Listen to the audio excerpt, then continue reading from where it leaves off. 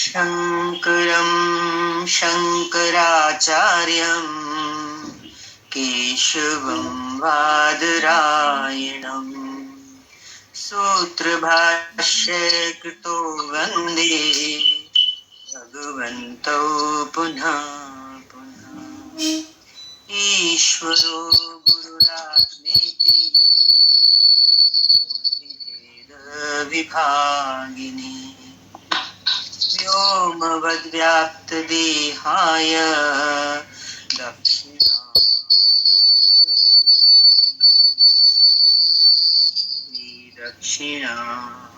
अच्छा वो दो एक जगह चल नहीं रहे, आओ जरा। विवेक चूड़ामणि 7वां प्रकरण, अहंकार निंदा का प्रकरण पे बात हो रही थी। चर्चा इस चीज की थी कि यदि अहंकार से मुक्ति मिले तो काम पूरा हो जाए। अहंकार माना हम देह को सत करके बैठे हैं, और देह को सत करना माना हम कर्तापन में जीते हैं। इसी के लिए जो आखिरी बार चला था श्लोक, उसकी व्याख्या पढ़ रहे हैं। जीव को कर्तापन और भोक्तापन का कारण केवल अहंकार है, जिसे दूर करने से मनुष्य राग रहित होकर, राग हो जाता है ना, राग मीन्स हम अटैच हो जाते हैं किसी चीज से, किसी व्यक्ति से। तो अहंकार दूर होने से हमारा राग दूर होता है, और राग दूर होने से हमें आत्म आनंद का अनुभव होता है। आत्म आनंद, आत्मा का आनंद, जो सच्चा आनंद है। और इसी से मनुष्य ब्रह्म भाव में स्थित हो जाता है। ब्रह्म भाव को कभी हमें बड़ा मुश्किल लगता है सुनने में। ब्रह्म तो बहुत बड़ा है, पूरी सृष्टि का मालिक है, हम उस भाव में कैसे जाएंगे? ये मुश्किल नहीं है। सिर्फ जो कठिनाई है, जो बाधा है, वो हमारे अहंकार की है। अहंकार गिरा नहीं, वो अनुभूति, ब्रह्म भाव की अनुभूति उसी समय हर किसी को हो सकती है। इसके बाद और जब ऐसी प्राप्ति हो जाए तो क्या बताया साधक को? देखो, साधक को रास्ता दे रहे हैं यहाँ पर। साधक को बताया जा रहा है उसके बाद मौन हो जाना चाहिए। मौन हो जाना चाहिए मीन्स हम बोलते हैं ना, कहोगे बोलेंगे नहीं तो कैसे जीवन चलेगा? बोलने की मनाही नहीं, आवश्यकता अनुसार बोलें, मीठा बोलें, हितकर बोलें, जरूरत की जितना बोलें, क्योंकि इसके अलावा अन्य किसी का अस्तित्व ही शेष नहीं रहता। अब ये हमारा अभ्यास होगा मौन करने का, तो कि धीरे धीरे हम इस चीज में कमी करेंगे। कारण क्या है कि अपने बोलने पर नियंत्रण इसलिए करना जरूरी है क्योंकि वो कह रहे हैं कि जो ब्रह्म भाव है, जो ईश्वर का अस्तित्व है, वो तो मौन है। ईश्वर तो कुछ बोलता नहीं है। कहते ना, सूरज, चांद, सितारे, धरती, वायु, आकाश, ये सब मौन में है, पर कितनी सेवा में है। सारी सृष्टि इन्हीं से चल रही है। एक मनुष्य ही है, जीव ही है, जो किसमें है? बक बक। भगवान हमेशा कहते थे बक बक में। इस बक बक ने ही हमें उस ब्रह्म भाव के अनुभव से जुदा कर रखा है, सुजागी है, क्योंकि उसके अलावा कोई अस्तित्व शेष नहीं रहता, वही सर्वव्याप्त हो जाता है। इसी कड़ी में अगला श्लोक ले रहे हैं, उसका अनुवाद है, ये प्रबल अहंकार। ये अहंकार कैसा है? बड़ा जबरदस्त है, प्रबल है। जड़ मूल से नष्ट कर दिया जाने पर भी, यदि इसको पूरी तरह जड़ से उखाड़ कर भी फेंक दिया जाए, उसके बाद अगर एक पल के लिए भी ये हमारा अहंकार हमारे चित्त से संपर्क कर ले, चित्त से इसका कनेक्शन हो जाए। चित्त माना क्या? कैसेट। कैसेट में बहुत कुछ भरा हुआ होता है। हमारा जो वो सूक्ष्म शरीर है, जिसको मन, बुद्धि, चित्त, अहंकार कहते हैं, उसमें चारों में एक चित्त आता है। तो चित्त क्या है? चित्रगुप्त। वो हमेशा हमारे जीवन की हर चीज की फोटो खींचता रहता है, चित्त जो है। और वहां पे वो सब संकलन हो जाता है, इकट्ठा हो जाता है हमारा जो कुछ हमने किया होता है। अब वो तो अनंत जन्मों का है। अब इस जन्म में हम अहंकार को यदि समूल नाश करने का प्रयास करें, अभ्यास करें और गुरु कृपा से आगे बढ़ते भी रहें, तो भी एक सावधानी इसमें जो शास्त्र पकड़ा रहा है वो ये है कि ध्यान ये देना है कि सब कुछ हो जाने के बाद भी अहंकार लगेगा पूरी तरह नष्ट हो गया है, लेकिन अगर एक पल के लिए भी हमारे चित्त से ये जुड़ गया, क्योंकि चित्त क्या है? Storehouse of photography of all we did in past lives. पहले जो कुछ भी करके आए हैं उन सब के संस्कार, उनकी पिक्चर्स, उनकी तस्वीरें सब वहां मौजूद है। तो पल के लिए भी अगर वहां जाके जुड़ेगा तो फिर वापस उसी में अपने देह भाव में आ जाएगा। चित्त का संकल्प अगर प्राप्त कर लिया तो पुनः प्रकट होकर यह अहंकार दोबारा प्रकट हो जाता है और सैकड़ों उत्पाद खड़े कर देता है। अहंकार का क्या काम है? उत्पाद खड़े करना। जैसे कि वर्षा काल में वायु से संयुक्त हुआ बादल। व्याख्या देख लीजिए। एक बार अहंकार के समूल नष्ट होने पर भी, मान लीजिए बहुत अभ्यास किया, बहुत गुरु कृपा मिली, ईश्वर कृपा हुई, हम निरंकारी हो भी गए, उसके बावजूद भी यदि इस अहंकार का कनेक्शन संपर्क चित्त हो गया तो उसकी अहम भावना फिर जागृत हो जाती है और वह जीव को ही अपना स्वरूप मानने लगता है। अहंकार ही तो जीव स्वरूप है ना। तो एक बार अहंकार का नाश हुआ, जीव रूप से हम ऊपर भी उठे, लेकिन फिर वापस जाने के चांसेस हैं। एक खतरा है, यदि ऐसा दोबारा हो जाता है तो सभी उत्पाद जो पहले अहंकार में, जीव भाव में हम कर रहे थे, वो दोबारा शुरू होने के पूरे पूरे चांसेस होते हैं। इसलिए ध्यान देना है कि एक बार अहंकार का नाश होने के बाद ये फिर जागृत ना होने पाए। इसके लिए क्या करना है? निरंतर आत्म भाव में स्थित रहना आवश्यक है। आत्म भाव, अब हमें जीवन में आत्म भाव को भी पकड़ना पड़ेगा। इतना शास्त्र का अध्ययन कर रहे हैं तो आत्म भाव क्या है? हम सत्संग में बैठे हैं, हम ज्ञान की क्लास में हैं, ज्ञान हमारे भीतर जा रहा है, इस समय हमें कैसा महसूस हो रहा है? बहुत शांत, स्थिर, शुद्ध, ऐसी स्थिति महसूस हो रही है कि नहीं हो रही है? अब इस स्थिति को हम कोशिश करके बनाए रखें, जितना बना सकते हैं। उसके लिए कुछ लोग ध्यान भी करते हैं, जो ध्यान नहीं कर सकते वो विचार करते हैं। विचार किसका करेंगे? शास्त्र के वचनों का, गुरु के वचनों का। तो विचार करने से या ध्यान करने से हम अपने स्वरूप में स्थित रह सकते हैं। ये यहाँ पे कहा जा रहा है कि बाद में फिर आत्म भाव में स्थित रहना आवश्यक है। इसके लिए देखो थोड़ा अभ्यास एकांतवास का भी बताया। हम लोग गृहस्थ में हैं, गृहस्थ में 2, 3, 4 लोग होते हैं, उनका संग होता है, लेकिन साधक को क्या चाहिए? थोड़ी थोड़ी देर के बाद वो अपने में अकेले में जाके बैठे, ताकि उसे अपने उस आत्म अनुभूति का मौका तो मिले। हम अपनी आत्म अनुभव का अपने आप को कोई मौका ही नहीं देते हैं। क्यों? कि हम हमेशा एक बाहर के वातावरण से जुड़े रहते हैं, या तो अपने परिवार के लोगों से जुड़े रहते हैं, या आजकल मीडिया इतना स्ट्रांग है उससे जुड़े रहते हैं, तो हमें अपने आप से जुड़ने का मौका नहीं मिल पाता। उसके लिए शास्त्र हमारे को निर्देश कर रहा है कि आत्म भाव में स्थित रहना बहुत जरूरी है। चित्त ही जीव का मूल स्वरूप है। अब समझ ले, हम अपने आप को कहते हैं ना, जीव, मैं तो जीव हूँ, एक हमने ईश्वर मान रखा है और अपने को जीव मान रखा है। तो वो कह रहे हैं कि चित्त ही जीव का मूल स्वरूप है। अरे शरीर को धारण करके आगे तो क्या जीव हो गए? हम अगर अपने आप को जीव मान रहे हैं, ईश्वर से जुदा मान रहे हैं, कमजोर मान रहे हैं, तो किस कारण से? चित्त के कारण से। ये आज अच्छा पॉइंट मिल रहा है। चित्त ही कह रहे हैं जीव का मूल स्वरूप है, मूल जड़ है। चित्त जड़ है, क्योंकि जैसे अभी बताया, चित्त क्या है? जैसे आपके घर में कोई बहुत बड़ा गोदाम हो, उसमें आप कितना सारा सामान भर देते हैं, ठीक इसी तरह से ये चित्त भी एक बहुत बड़ा गोदाम है। ये इतना बड़ा है कि ये अनंत जन्मों की छापे अपने साथ लेके आया। वो हमारे साथ चल रही हैं, वो हमें प्रेरित करती हैं, वो हमें उकसाती हैं, उत्पाद खड़े करती हैं।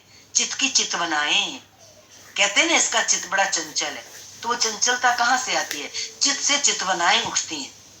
क्यों उठती हैं? क्योंकि अहंकार है। किस बात का अहंकार है? कि मैं ये हूं। चित्त ही जीव का मूल स्वरूप है और अहंकार के कारण ही वह आत्मा से अपने को भिन्न समझने लगता है तो आत्मा, लेकिन अहंकार के कारण, किस चीज का अहंकार? अहम का आकार, ये आकार है ना शरीर का, ये शरीर का जो आकार है इसमें क्या डाल दिया? मैं। अहम का मतलब क्या? मैं। तो ये आकार को मैं मान लिया, इस आकार को मैं मानने के कारण ही हम आत्मा से जुदा हो गए, आत्मा से अपने को भिन्न समझने लगे। अब आज नया विषय शुरू हो रहा है। यहाँ तक अहंकार निंदा का जो विषय चल रहा था वो पूर्ण हो गया।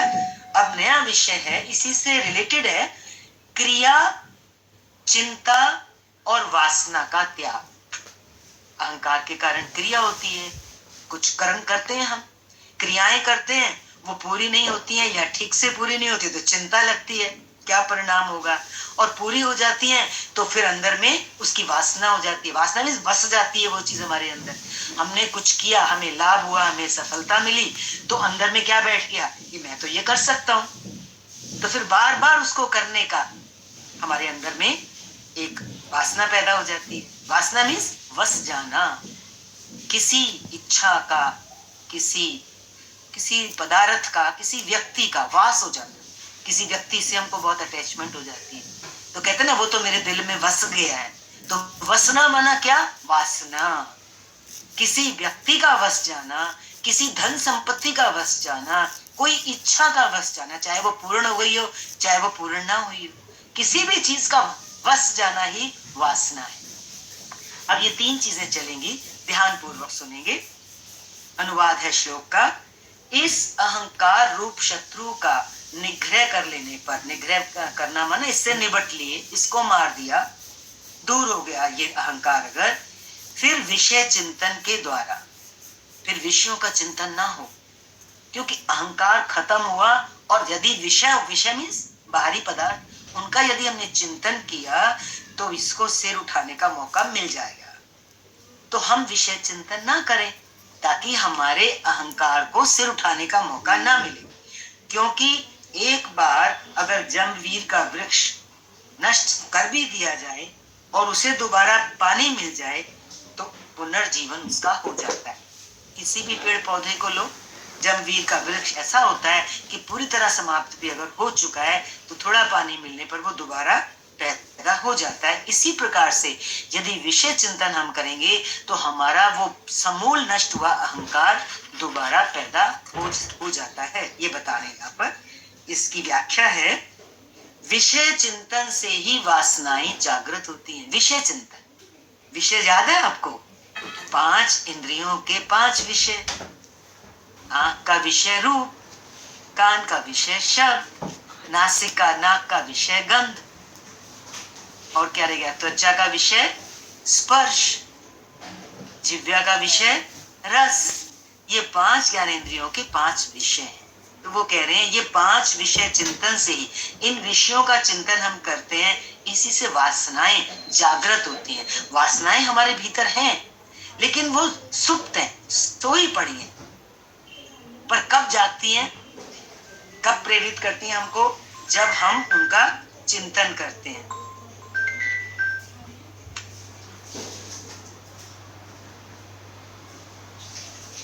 विषय चिंतन से ही वासनाएं जागृत होती हैं, जिससे मन भोगों की ओर आकृष्ट होता है, जिससे अहंकार को तुष्टि मिलती है।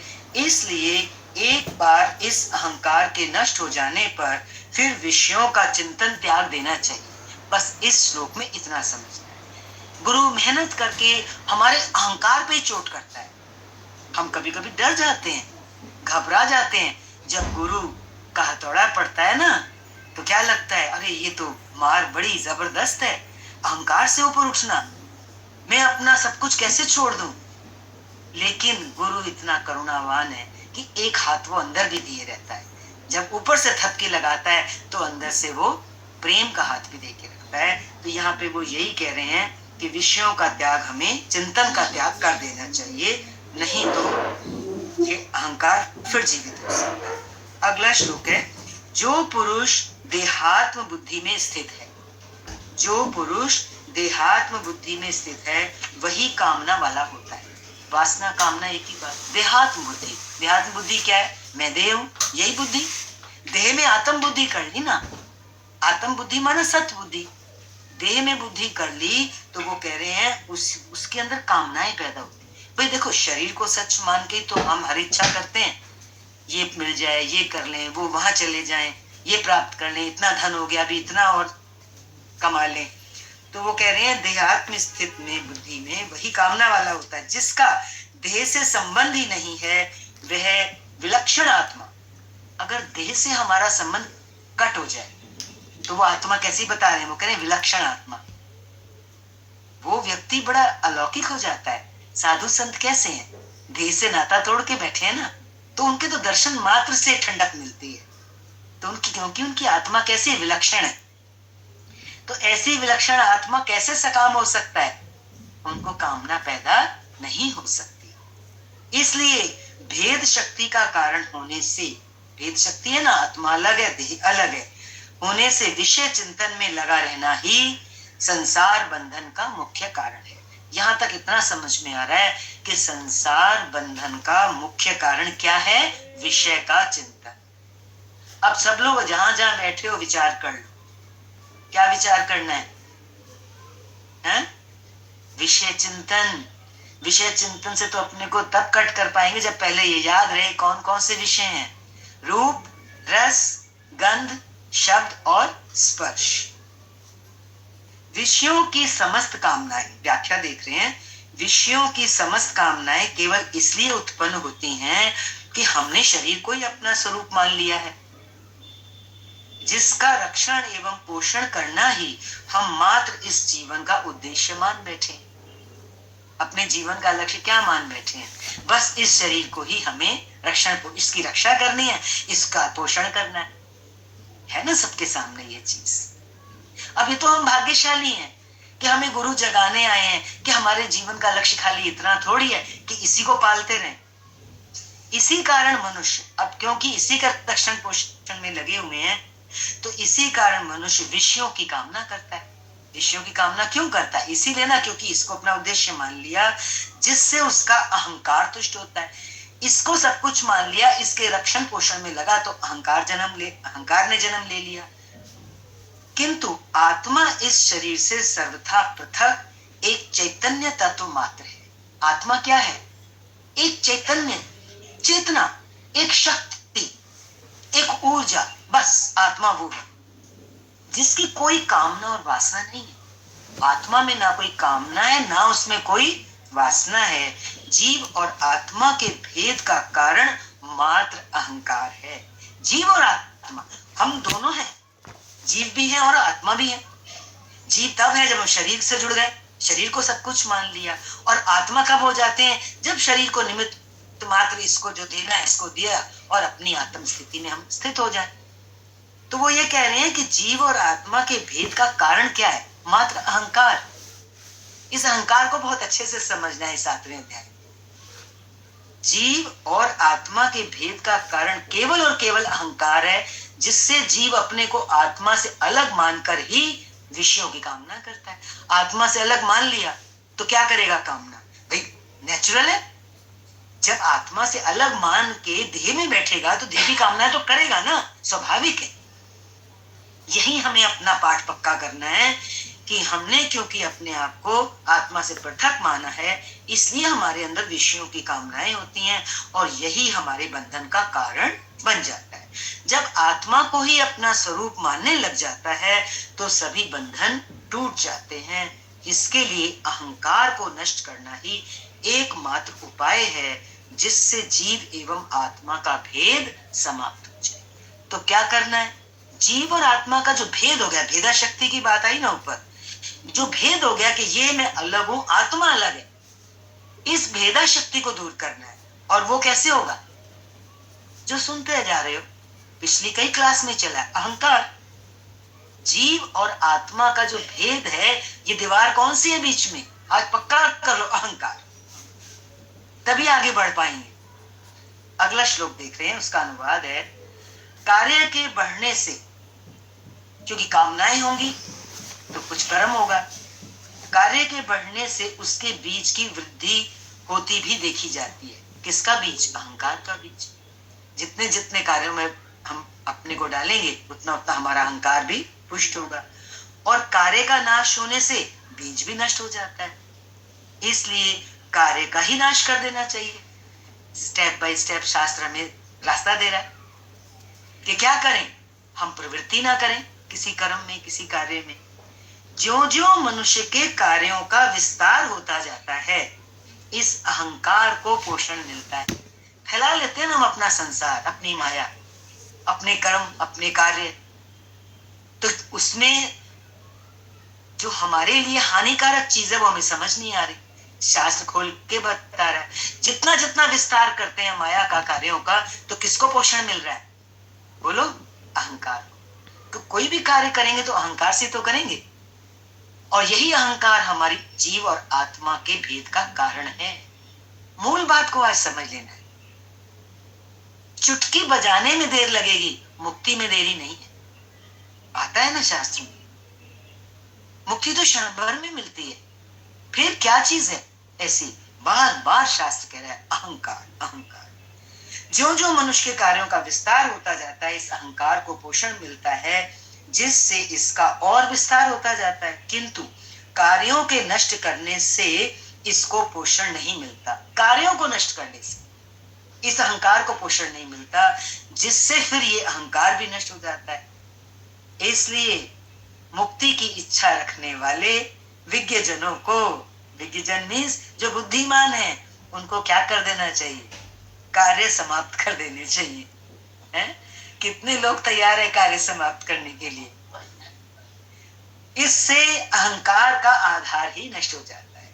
अहंकार का कारण कार्य, कार्य को नष्ट करेंगे तो अहंकार अपने आप नष्ट हो जाएगा, क्योंकि उसका आधार, उसकी जो नींव है वो टूट गई। नींव खोखली हो जाए तो इमारत कैसे खड़ी होगी? अहंकार तो खड़ा, किससे पोषण मिल रहा है अहंकार को? कार्य से। अहंकार का आधार नष्ट हो जाता है, जिससे वह भी नष्ट हो जाता है। अगला श्लोक देख रहे हैं, अनुवाद है। वासना के बढ़ने से कार्य बढ़ता है। जितनी जितनी अंदर में वासनाएं होंगी उतने उतने कार्य बढ़ेंगे, और कार्य के बढ़ने से वासना बढ़ती है। देखो, जोड़ लो, वासना के बढ़ने से कार्य बढ़ेंगे, और जितने जितने कार्य बढ़ते चले जाएंगे वासना और बढ़ेगी। जीवन में देखते हैं, एक चीज लाते हैं, थोड़े दिन के बाद फिर उस चीज का नया मॉडल आ जाता है। छोटी गाड़ी होती है, बड़ी गाड़ी आ जाती है, नया मॉडल आ जाता है। ऐसे छोटी छोटी हर चीज में हम अपने जीवन में देख सकते हैं कि एक वासना पूरी करने के लिए कार्य करते हैं, कार्य करने के बाद फिर वासना दूसरी खड़ी हो जाती है। ये कभी जो कड़ी है टूटती नहीं है। वासना के बढ़ने से कार्य बढ़ता है, कार्य के बढ़ने से वासना बढ़ती है। इस प्रकार मनुष्य का संसार बंधन बिल्कुल नहीं छूटता। अब इसको समझ लेना तो बहुत आसान है। कोई कितना कर पाएगा ये तो बाद में देखेंगे, अभी इतना तो समझ लें। कार्य करने से, वासना से हम कार्य करते हैं, और जितना जितना कार्य करते हैं उतनी उतनी वासनाएं बढ़ती चली जाती हैं। और ये जो लिंक है, ये जो कंटिन्यूएशन है, एक दूसरे से जुड़ाव है कार्य और वासना का, ये हमारे संसार बंधन का कारण है। और चाहते हम ये हैं कि हम मुक्त हो जाएं, संसार के बंधनों से छूट जाएं। संसार के बंधन ऐसे तो छूटने वाले नहीं है, उसके लिए कुछ ना कुछ तो करना पड़ेगा।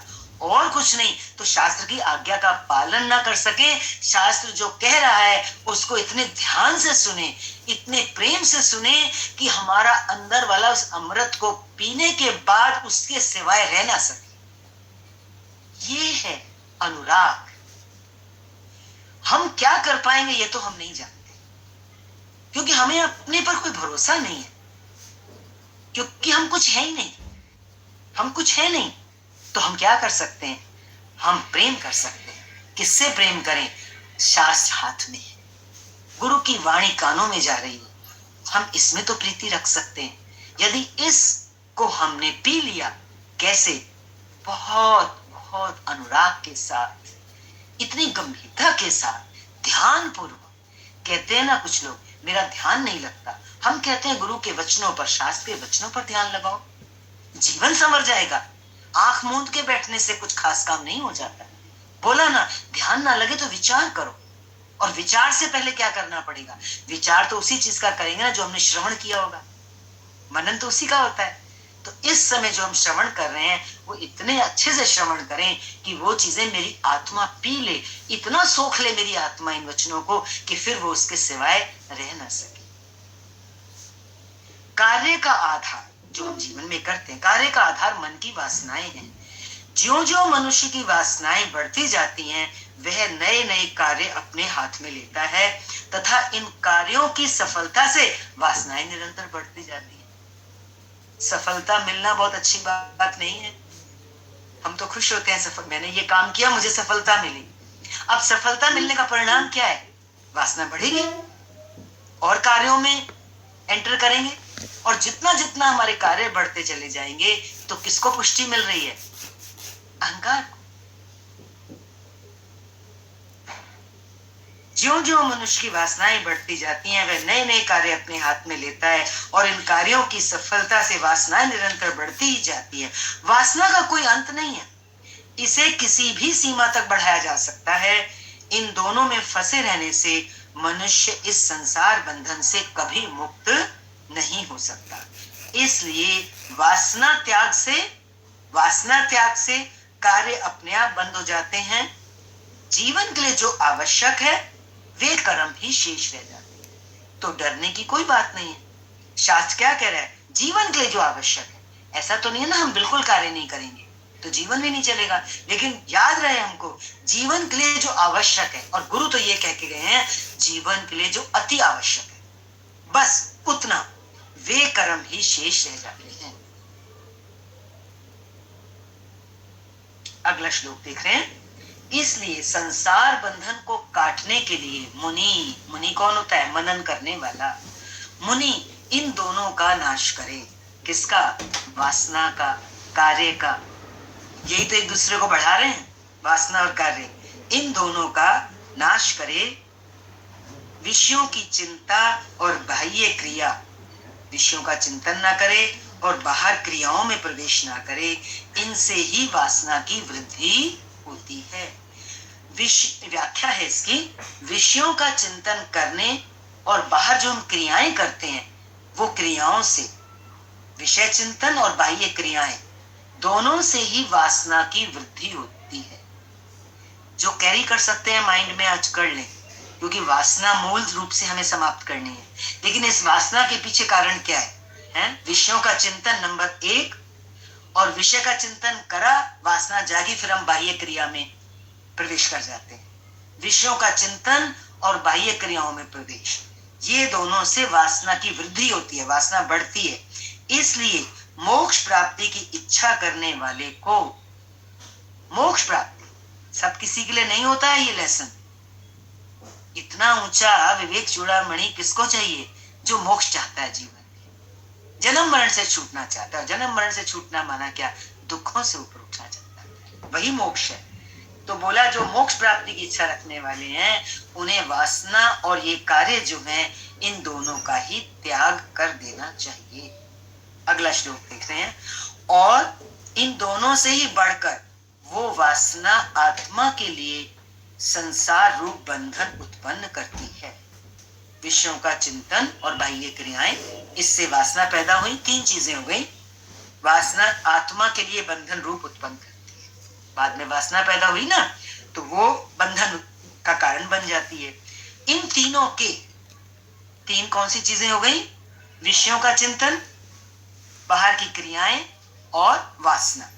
इन तीनों के क्षय का उपाय, क्षय मीन्स इनका समाप्त होना, इनका मिट जाना। क्षय होना मीन्स इनका मिट जाना। इन तीनों के मिट जाने का उपाय सब, अब क्या है उपाय? सब अवस्थाओं में, जीवन में कैसी भी अवस्था आए, सदा सब जगह और सब ओर सबको ब्रह्म मात्र देखना ही है।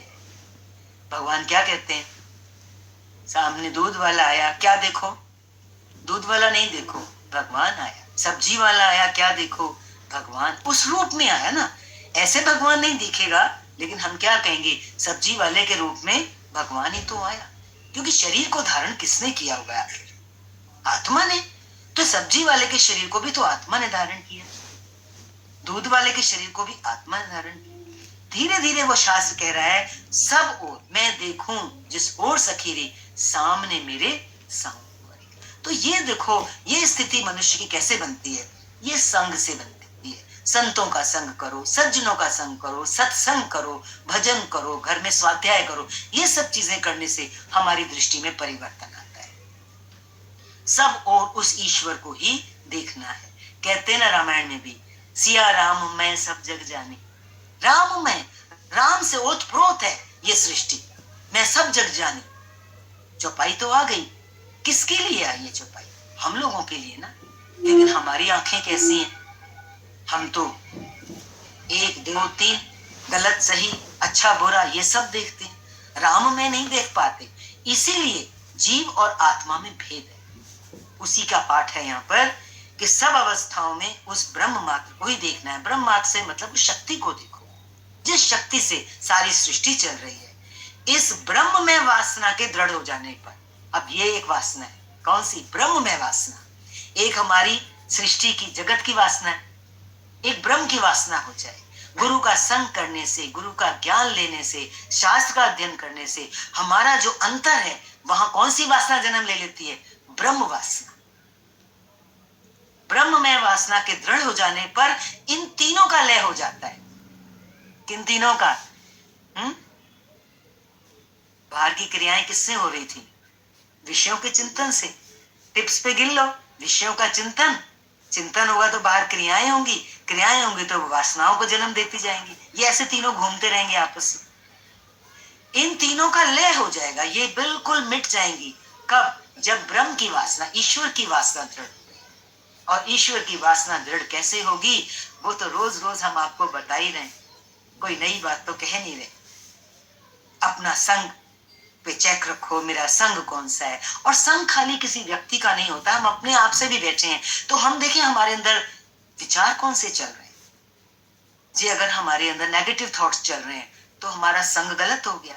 संग कोई जरूरी नहीं है किसी व्यक्ति का ही संग हम कह रहे हैं, हमारा खुद का भी संग होता है।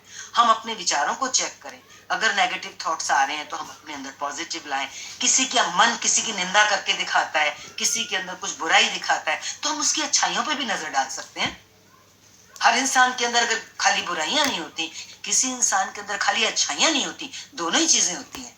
ये तो हमारे ऊपर है कि हम गुणग्राहक दृष्टि बनाएं, गुण देखें। गुण देखेंगे तो क्या होगा? उससे प्रेम होगा। प्रेम होने से क्या होगा? वही ब्रह्म में दृष्टि होगी, राम में दृष्टि हो जाएगी। तो राम में दृष्टि को बनाने के लिए छोटे छोटे स्टेप्स हमको लेने होंगे। हम कोई बहुत बड़ा काम नहीं कर सकते, लेकिन हमें इस बात का दृढ़ संकल्प जरूर करना है कि मैं जिस चीज में बैठा हूं मुझे उससे ऊपर उठना है। मैं किस चीज में बैठा हूं? मैं एक, कौन से चक्षु है मेरे? हैं? अज्ञान चक्षु है ना। इन अज्ञान चक्षु के अंदर गुरु ऐसा अंजन लगा दे कि चारों तरफ मुझे उस प्रभु का प्रकाश ही प्रकाश नजर आए। व्याख्या है, अहंकार और कर्म से, जो अभी ऊपर आया, अहंकार और क्रिया से भी वासना बढ़कर है। वासना को और बढ़कर बता रहे हैं, जो संसार रूपी बंधन का कारण है। इसलिए अहंकार, वासना और कर्म तीनों के त्याग का एक ही उपाय है। अब देखो शास्त्र कितनी सहायता कर रहा है। हमें इन तीनों का त्याग करना है। हम करना चाहें हमें मुश्किल लगेगा, लेकिन शास्त्र कह रहा है एक ही उपाय है। क्या उपाय है? सर्वत्र, सब जगह, हमेशा, सदा सदा सबको ब्रह्म में देखना। सबको ब्रह्म में देखना। थोड़ा पॉज लीजिए। सुंदर पॉइंट है, सरल पॉइंट, सबको ब्रह्म में देखना। सड़क से निकलो, अभ्यास की बात है। शुरू शुरू में जो साधक होता है, कहीं से भी जा रहा होता है, किसी को भी देखता है तो मन में बोलता है ये भी ईश्वर है, ये भी ईश्वर है, ये भी ईश्वर है। सबको ईश्वर करके देखता है। देखो गुरु में ईश्वर को देख लेना तो बहुत आसान है, क्योंकि गुरु तो उस पद पे बैठा है। अपने अंदर भी झांक करके देख लेना इतना मुश्किल नहीं है। अपनी साधना से हम अपने को संभाल सकते हैं, लेकिन सामने वाले के अंदर, तीसरे व्यक्ति के अंदर, कहते ना गुरु में देखा, फिर वो ज्योत अपने में देखी, फिर वो ज्योत सर्वत्र सदा सब में देखना, ये है उपलब्धि। ये कैसे हो? चलते चलो, मनन करते चलो, अंदर वाला जवाब देगा। और गुरु तो बैठा ही बैठा है। सबको ब्रह्म में देखना, इसके दृढ़ हो जाने पर, जब ये चीज दृढ़ हो जाए, क्या सब तरफ तू ही है, तू ही है। अरे नानक को क्या हुआ था? तेरा नंबर आते ही क्या बोला था उसने? वो तोलते थे ना अनाज को, 1 2 3 कर दिया, तेरा मन अनाज हुआ, 13 पे आके रुक गए, बोले तेरा तेरा तेरा, वो 13 में ही आ गए। मन उनको सब कुछ भगवान नजर आने लगा। मेरा तो कुछ है ही नहीं, मेरा क्या है? हम क्या लाए थे जो मेरा हो? हम क्या ले जाएंगे जो मेरा? जैसे हम मेरा कहें, है ही तेरा, है ही तू। और तेरा माना क्या? तू। सब कुछ तेरा है, सारी सृष्टि तेरी है। ये आकाश, ये पृथ्वी, ये वायु, ये जल, ये सूर्य, जब सब तेरे तूने बनाए हैं तो तू ही तो है। जब तू है तो इन बंदों के अंदर मैं क्यों नहीं देख पाता? इनके अंदर मैं निंदा, स्तुति, अच्छा बुरा क्यों देखता हूं? मुझे क्या मिलता है? ये हम अपने से सवाल करें, मुझे मिलता क्या है? इस मन को, ये सोया हुआ है मन, इसको जगाने के लिए बार बार इससे पूछना पड़ेगा, तुझे क्या मिला ये करने से? अंदर से जवाब आएगा, मुझे तो कुछ नहीं मिला। हाँ, क्या मिला? कालक का लेप लग गया, ये मिला। तो देखो, अपने दुश्मन हम आप हैं, अपने वैरी हम आप हैं। उस ईश्वर के इतने नजदीक होते हुए भी हम उससे दूरी बना के बैठे हैं। अभ्यास। अगला श्लोक है, क्रिया के नष्ट हो जाने से चिंता का नाश हो जाता है, और चिंता के नाश से वासनाओं का क्षय हो जाता है। अतः इस वासना क्षय का नाम ही मोक्ष है, और यही जीवन मुक्ति कहलाती है। इसकी व्याख्या देख रहे हैं, सरल सा है। किसी भी प्रकार का कार्य हो, आप सबका अनुभव होगा, उसके साथ चिंता तो लगी रहती है। कुछ भी करो तो चिंता होती है ना अंदर में। इसलिए क्रिया नाश से चिंता का नाश हो जाता है। ना होगा बांस, ना बजेगी बांसुरी, ना होगा कार्य, ना होगी चिंता। लोग कहते हैं बड़ी टेंशन है, बड़ी टेंशन है, बड़ी चिंताएं लगी पड़ी हैं। तो कभी सोचा ही नहीं हमने, इतने कार्य जो फैला रखे, कार्यों का नाश करें तो चिंता का नाश तो ऑटोमेटिकली हो गया। और चिंता का नाश होने से वासना का नाश हो जाता है। जब किसी चीज की चिंता ही नहीं। वो जो साधु संत होते हैं वो कैसे होते हैं? फक्कड़ होते हैं। फकीर, फकीर कैसा होता है? फक्कड़ होता है। उसके पास कुछ होता ही नहीं है, जो चोर की चोरी करने का डर हो। वो तो ऐसे चलता है सीना तान के, क्योंकि वासना नहीं है ना अंदर में। मेरा कुछ है ही नहीं, उसने अंदर में कुछ बसा नहीं रखा, उसे कुछ पाना नहीं है। उसे जो चाहिए वो ईश्वर उसको देता है। तो कह रहे हैं कि चिंता का नाश हो जाता है, चिंता नाश से वासना का नाश हो जाता है। वासना ही एकमात्र संसार बंधन का कारण है, और वासना मुक्ति को ही मोक्ष कहा जाता है। ये बहुत एम्फसाइज किया गया है। जो जो भी साधक के अंदर मोक्ष की इच्छा की प्रबलता हो, वो इस बात पे जरूर विचार करे कि वासना ही मुक्ति की बाधा है, और वासना मुक्ति को ही मोक्ष कहा जाता है। अब मोक्ष को भूल जाओ, जिस जिसको मोक्ष प्राप्ति का अंदर में भाव है, वो मोक्ष शब्द को भूल जाओ। क्या याद रखो? वासना मुक्ति। जब वासना से मुक्ति है तो मोक्ष है, फिर कुछ करना नहीं। पक्की हो गई बात? वासना मुक्ति ही मोक्ष है। तो किस पर वर्क करेंगे? मोक्ष प्राप्ति के लिए वर्क नहीं करेंगे, वासना से जान छूटे किसी तरह से भी, उस पर वर्क करेंगे। वासना रहित होकर कर्म करना ही जीवन मुक्ति है। अब आ गई हमारी समस्या का समाधान कि जीवन है तो कर्म तो करेंगे, कार्य तो करेंगे, हैं? तो क्या कह रहे हैं? वासना रहित होकर कर्म अगर तुम करते हो, वासना रहित होकर कर्म करते हो, तो वो कर्म करना ही जीवन मुक्ति है। अब तो अंदर में शांति मिल गई होगी कि कार्य कैसे छोड़ दें, कर्म तो करना ही पड़ेगा। करो, जितना मर्जी करो। हम ग्रस्तों से ज्यादा ये साधु संतों को कई जगह पे हमने देखा, उनके इतने इतने यज्ञ, इतने इतने बड़े आश्रम, उनकी इतनी इतनी ट्रस्टें, इतना इतना करोड़ों रुपया उनके पास होता है, लेकिन उनका अपने नाम पर एक पैसा भी नहीं होता है। और वो कितना कर्म में प्रवृत्त होते हैं, किसके लिए? हम लोगों के लिए। वो निष्काम कर्म में चल रहे होते हैं। वो कह रहे हैं वासना रहित, उनकी वासना नहीं होती है किसी भी चीज के अंदर। वासना रहित होकर कर्म करो, ये कर्म करना ही जीवन मुक्ति है। अब जिसकी पकड़ में आ जाए ये चीज, वो पकड़ ले। अब वासना रहित कर्म करने के लिए तुम घर से बाहर निकल के करना चाहो ये जरूरी नहीं है। कहते ना चैरिटी बिगिंस एट होम, घर में ही शुरू करो अपने जीवन को। हम गृहस्थ हैं, हमें घर में एक संसार भगवान ने बना के दिया है। हमारे मोक्ष का मार्ग यहीं से शुरू होता है।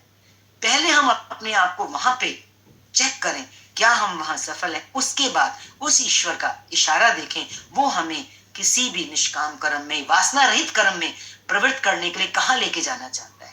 खुद कर्ता बन के जाएंगे तो हमारे को फिर वो जीवन मुक्ति का साधन नहीं बनेगा हमारा वो कर्म। वासना रहित कर्म वो होगा जिसकी प्रेरणा मुझे ईश्वर से मिले, जिसकी प्रेरणा मुझे गुरु से मिले, अपने आप नहीं, वो होगी जीवन मुक्ति। इसलिए वासना का त्याग आवश्यक है। आज के लिए इतना ही रखते हैं। ओम पूर्णमदः पूर्णमिदं पूर्णात् पूर्णमुदच्यते पूर्णस्य पूर्णमादाय पूर्णमेवावशिष्यते। ओम शांति शांति शांति।